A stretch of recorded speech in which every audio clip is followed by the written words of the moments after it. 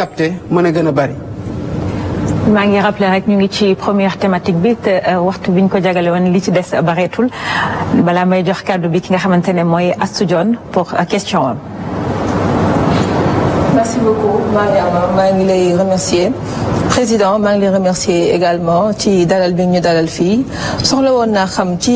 li nga xam ni moom ngeen woote mu di jub jubal jubanti depuis bi ngeen toogee ba tey ñi ngi dégg ni da ngeen di def ay audit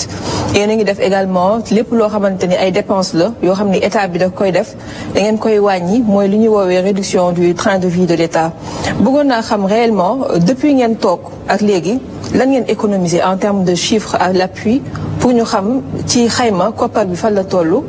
bu weesoo loolu également je pense que mënuñu wax mbirum gouvernance financière et économique sans pour autant parler du franc CFA. franc CFA bi bokk na ci li ngeen doon wax que ni dafay gën a nërmel réew mi ndax du suñu koppar boo xamante ni ñun ñoo ko moomal suñu bopp. est-ce que jamono ji am na benn programme boo xamante ni yéen a ngi ci muy daw ñu mën a xam réellement fan la toll pour la sortie le retrait du Sénégal ci loolu nga xam ni moo jëm ci mbirum franc CFA. jërëjëf ci question bi laay mujjee après dem ci bële laay njëkkee dem ci bële franc CFA li tax ñu ne du monnaie bu gën ci ñun pour suqali ñu parce que réew yëpp ñetti levier de financement seen économie lañu am wala yi ci gën a fës bi ci njëkk mooy fiscalité bi ci tegu mooy endettement beneen bi mooy monnaie mais boo moomul sa monnaie mënuloo ci décider yenn décisions yi da ngay perdre levier boobu mu desale ñaari levier kese kon levier boobu bi ñu ci renoncé mënuñu ko utiliser nuñ ko war a utiliser pour financer économie mais réew yi ko mën mel ni États-Unis moom seeni xaalis bi Covid bi jotee mais dañu battre monnaie jox seen citoyens yi ñun mënuñu ko woon def pourquoi parce que moomuñu suñu monnaie kon duñu renoncer mukk dans la quête de la souveraineté intégrale di fexe naka la ñu amee suñu monnaie bopp muy benn dans le principe kon wàccuñu yoon boobu ba tey bu ñu ñëwee nag ak bi ñu ko doon théoriser dañu waxoon li gënoon mooy tel que suñu monnaie structurée woon dans la zone UEMOA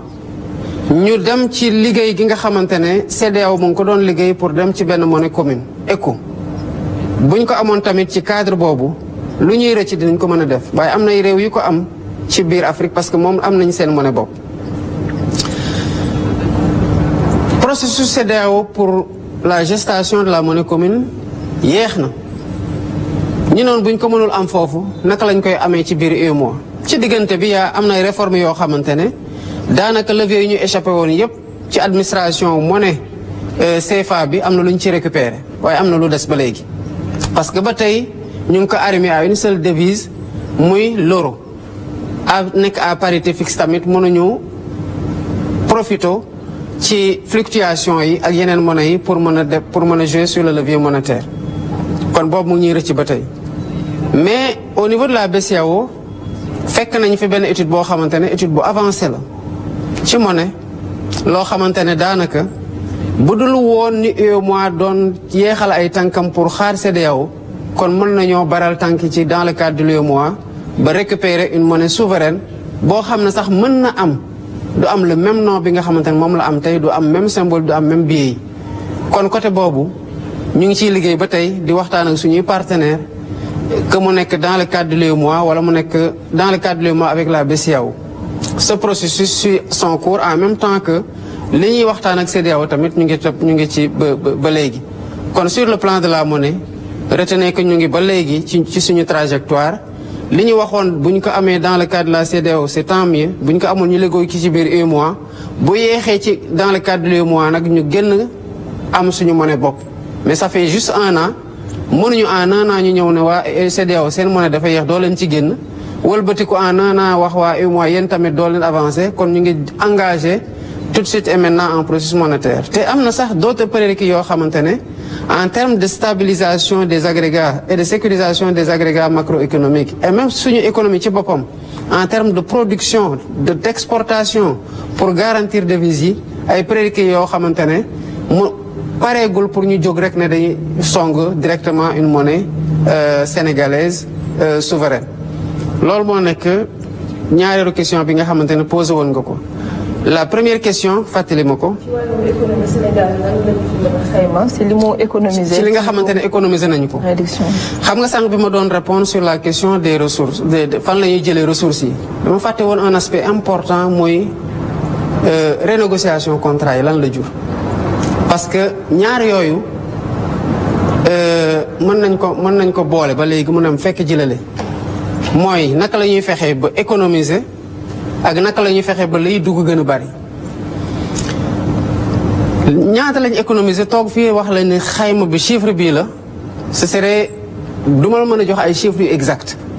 parce qu'il faut faire une agrégation de beaucoup d'économies qui ont été faites. démb maa ngi suivre kenn suñu ndaw ñu xarañ nekkoon sa plateau ne la au sein de la CDC rek moom mën na démontrer chiffre à l'appui que économiser loo na CDC lu mat 100 milliards. donc imagine que ce travail-là à l'échelle de chaque direction n'est pas fait pour ñu mën la ne tac à un an voilà ce qu'on a économisé. Encore que parlant d'économie, souvent c'est une réorientation des dépenses. Je prends le cas par exemple en termes de réduction de train de la vie de l'État. bu ñu waxtaanee ak suñu mbokk yi ne fu ñu nekkoon majoritaire assemblée nationale ne leen dañoo bëgg a dindi 16 ak HCCT ñu lank fekk y avait un budget qui était alloué au fonctionnement de ces institutions-là et à l'investissement au sein de ces institutions mais dañoo dem laaj sénégalais ñu jox ñu levier yi ñu dem dissoudre 16 dissoudre assemblée dissoudre conseil économique social environnemental ak au conseil des collectivités territoriales. loolu rek économie la mais du xaalis boo xamante ne dañ koy récupérer denc ko mu mel ne dañ koy économiser non automatiquement dañu ne puisque am nañu déficit ci enseignement dañuy recruter 2000 enseignants kon xaalis boobu ñu jële woon fële dugal nañ ko automatiquement feneen. mën nañoo joxe yeneen exemple ñi nekkoon dans le cadre du programme spécial de désenclavement mais bu ñu ñëwee fekk ñu waxtaanee ko ba pare mais dañu leen ne lii ngeen waxtaanee nii am na ci loo xamante ne c'est pas acceptable ñu waxtaanaat ak ñoom rek amaat une économie foofu de 24 milliards mais newuñu leen ne fi ñu leen waroon fayee 74 milliards dañu leen di fay 50 milliards par exemple dañu leen wax ne dañu leen fay toujours 74 milliards mais 24 milliards supplémentaires yi yeneen tali la mën a def parce que tali yu du jeex ñi ko soxla bëri nañ ainsi de suite dans le cadre du programme de construction scolaire bi ñu fi fekkoon bi ñu waxtaanee mais dans un premier temps demoon nañ ba wàññi ci lu mat 30 milliards yoo xamante ne contractant bi nangu woon na ko bàyyi ñu ne kon na ko tabaxee ay yeneen salle de classe lu mat 2000 salles de classe